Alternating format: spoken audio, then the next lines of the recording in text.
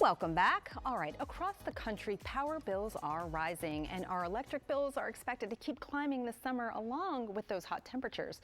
So joining us today to tell us more about what this means for us as consumers is Rob Gramlich, the president and founder of Grid Strategies, a DC-based power sector consulting firm. Welcome to Great Day, Washington. Thank you for being here. Yeah, you're welcome. Good to be here. Yeah, well, tell us, so what is causing this great demand on the power? There are a few factors. I mean, rates and bills are going up. Yeah. Part of it's supply and demand. We have a lot more demand for electricity in this country. Yeah. Data centers are part of it, but also just equipment is expensive. Tariffs are impacting that, and so there are a lot of other factors that are tending to raise rates and bills, unfortunately. Yeah, and what kind of strain does this put on the American consumers? It does. Well, I mean, so in this area, in the DC area, rates are going up up to 18% from recent numbers. Mm-hmm. So if your bill was $100, it's going to almost $120. So a lot of people, that's really tough. So for sure. People really should reach out to the utility and see if there's a program, because there are some programs if it's just not going to work. Yeah.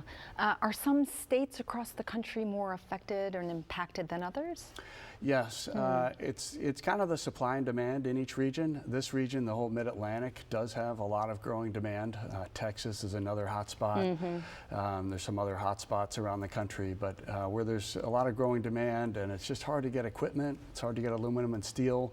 So when you have to invest, then the prices can go up. Wow, okay. Yeah, so Virginia, like our data centers, this is one area. And so we're seeing the rates go up. What can we expect as the summer? I mean, are we going to continue to see these hikes?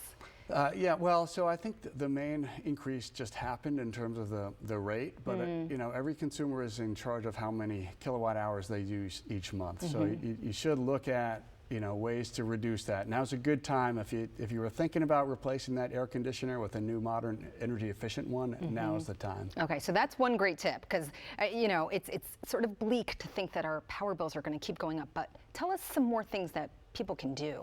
There are energy efficiency programs. Your utility might have them. Look at their website or look in the bill that you get. There are some programs. Sometimes your house might be leaky. There are ways to plug the leak so your valuable air conditioning is escaping out and you want to keep that in.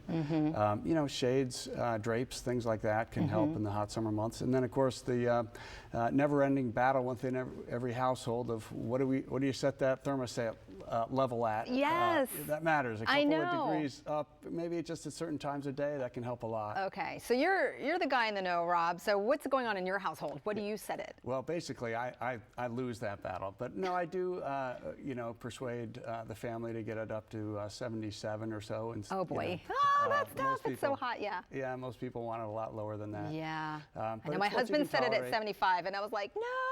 Yeah. But I mean, it's just so hot. Yeah. Whatever you can tolerate. Especially, you need to get sleep, right? So, but ceiling fans are much more efficient than whole house air conditioning. So if you don't have a fan, put in a fan. Good tip. That helps you sleep at night, without having to use so much air conditioning. Yeah, that is a great tip. Now, what is some of the work that you do to kind of educate people?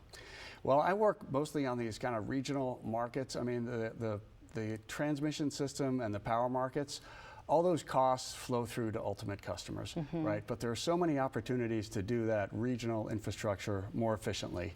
It does mean sometimes new power lines, or just where there's already a right-of-way, upgrading that line, and then those savings, if you invest in the right lines and technologies, those savings can flow through to consumers. So there's a lot of leverage there. If you do that right, then everybody wins. Yeah. So I focus a lot on that. Okay, we love that. Everybody wins. Let's try in this hot summer to keep those bills a little bit down. Thank you so much for being here. Really appreciate it.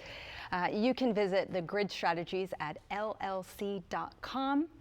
You can visit gridstrategiesllc.com to learn more. And Great Day, Washington, we'll be right back.